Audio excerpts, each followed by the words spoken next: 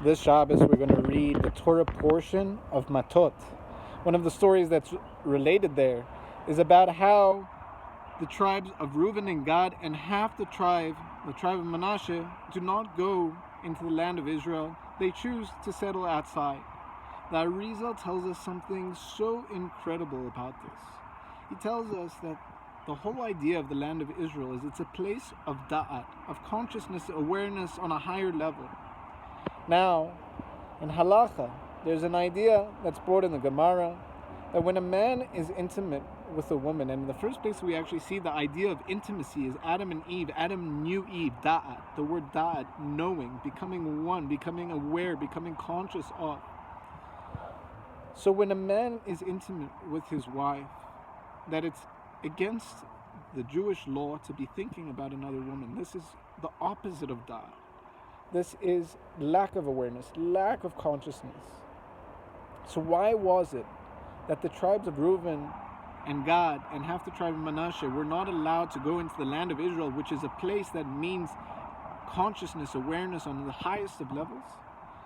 And the answer that's given is because we know that when Jacob married Rachel, he thought he was marrying Rachel, and he was intimate, he thought, with Rachel. But in truth, Rachel had given the signs over to Leah, and so she was able to deceive him. Only in the morning did he realize that he was intimate with Leah, thinking he was being intimate with Rachel.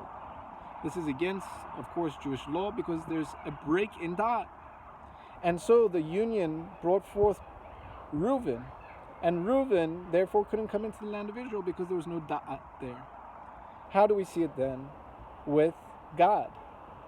The answer that the Arizal gives us is also based on a midrash, a very powerful midrash that tells us that we see it why Rachel gave her maidservant to Jacob to be united with her, because she couldn't have children. So she had a bit of a reason there, an intention there. And therefore we can say that that union had da'at. But Leah, when she gave over her maidservant, she didn't have that excuse, and therefore there was a bit of a lack of da'at. In fact, the midrash actually tells us that just like in the instance with the switch of Rachel and Leah, the same happened with Leah and her maidservant, and that's why Ba-Gad, the name God, came. Ba-Gad also can mean a form of rebellion, sabotage, and therefore we see how God also lacked this idea of da'at, because when Jacob was with the maidservant, according to the midrash at least, he thought he was with Leah. Finally, how do we see with the half-tribe of Manasseh? Well, we know that Joseph eventually was with a woman named Osnat, that was his wife in Egypt, and from that came Ephraim and Manasseh. But where did Osnat come from?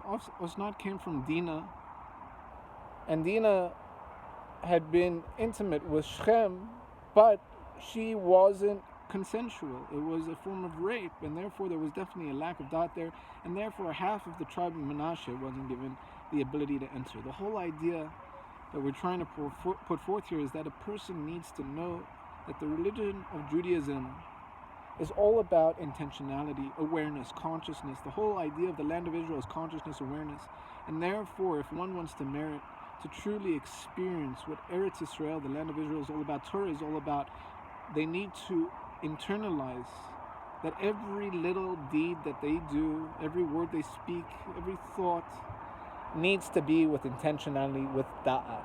I wish you all Shabbat Shalom.